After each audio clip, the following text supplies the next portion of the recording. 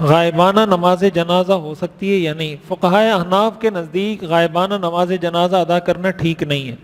حضور علیہ الصلاۃ والسلام سے ثابت ہے کہ آپ نے غائبانہ نماز جنازہ پڑھائی ہے، لیکن فقہائے احناف یہ کہتے ہیں کہ یہ حضور کی خصوصیت تھی، حضور علیہ الصلاۃ والسلام کے ساتھ خاص تھا یہ حکم امت کے لیے نہیں ہے۔ اور اس کی وجہ یہ ہے کہ بعض احادیث میں آتا ہے کہ حضور نے فرمایا کہ میرے اور اس کے درمیان جو خلا تھی اللہ نے وہ ختم کر دی، مجھے اس کا جنازہ نظر آ رہا تھا، اور اس طریقے سے حضور نے غائبانہ نماز جنازہ پڑھائی۔ ظاہر ہے ہمیں تو جنازہ ایسے نظر نہیں آ سکتا، اس لیے غائبانہ نماز جنازہ پڑھنا ٹھیک نہیں ہے۔ دیگر فقہا کے نزدیک جائز ہے، وہ اس کو کہتے ہیں پڑھ سکتے ہیں۔ جمعے کے بعد گھر میں آ کر یا مسجد میں کتنی سنتیں پڑھنی چاہیے؟ جمعے کے بعد 6 سنتیں پڑھنی چاہیے، 4 سنتیں ایک دفعہ اور 2 ایک دفعہ۔ اس میں بھی افضل یہ کہ 2 سنتیں پہلے پڑھ لیں اور 4 بعد میں پڑھ لیں۔ کوئی اگر 4 پہلے پڑھ لیتا ہے 2 بعد میں پڑھ لیتا ہے تو یہ بھی ٹھیک ہے۔ بعض فقہا نے یہ بھی لکھا ہے کہ 4 پہلے پڑھ لینی چاہیے، 2 بعد میں پڑھ لینی چاہیے، لیکن زیادہ افضل طریقہ یہی ہے کہ 2 پہلے پڑھ لیں، 4 اس کے بعد پڑھ لیں۔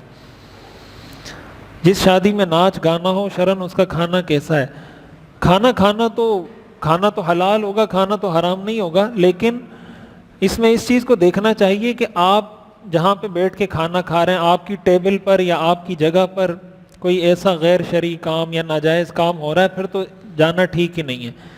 لیکن اگر آپ کی ٹیبل پر اور آپ جہاں بیٹھے ہوئے وہاں کوئی غیر شرعی کام نہیں ہے، تو ایسی صورت میں ایسے لوگ جن کو لوگ فالو نہیں کرتے، عام آدمی ہے وہ جا سکتا ہے، اس کو اجازت ہے، گنجائش ہے۔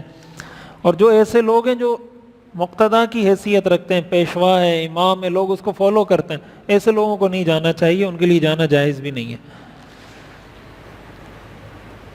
ظہر کی نماز کا وقت داخل ہو گیا اور حیض کا خون شروع ہو گیا تو کیا بعد میں ظہر کی نماز قضا کرنی ہوگی؟ نہیں، ظہر کی نماز قضا نہیں کرنی ہوگی۔ اگر ظہر کا وقت داخل ہو گیا لیکن ظہر کا وقت ختم ہونے سے پہلے کسی عورت کو ناپاکی شروع ہو گئی تو اس ظہر کی نماز کی قضا نہیں ہوگی، اور باقی جو عام نمازیں ان کی قضا تو ویسے ہی نہیں ہے اس پر۔